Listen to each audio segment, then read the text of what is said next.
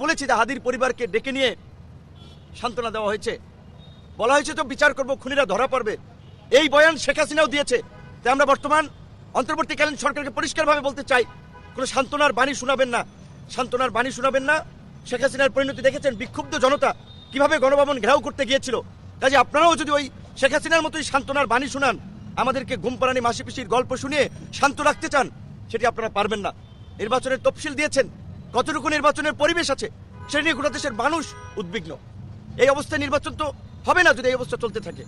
আর একটা মহল তো চাচ্ছে যে নির্বাচন যাতে না হয়, নির্বাচন বানচাল করে দেশে আরেকটি বিদেশি মদতপুষ্ট সরকার গঠন করা, 111-এর মতো আরেকটি সরকার গঠন করে ওই পতিত স্বৈরাচারী শক্তিকে কামব্যাক করানো, যে শক্তির বিরুদ্ধে এদেশের জনগণ গণপ্রতিরোধ গড়ে তুলেছিল এবং জনগণের সেই গণপ্রতিরোধের মুখে তারা দেশ থেকে পালিয়ে গিয়েছিল।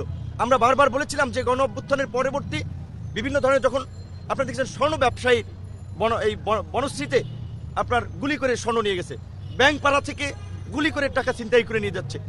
শীর্ষ সন্ত্রাসীরা, বিভিন্ন শীর্ষ সন্ত্রাসীরা কারাগারে যারা ছিলেন তারা জামিনে বের হয়েছেন। এমনকি এই জুলাইয়ের যারা হামলা মামলার আসামি ছিলেন তারা অনেকে জামিন পেয়ে যাচ্ছেন। মানি লন্ডারার থেকে শুরু করে খুনি অনেকেই জামিন পেয়ে যাচ্ছেন।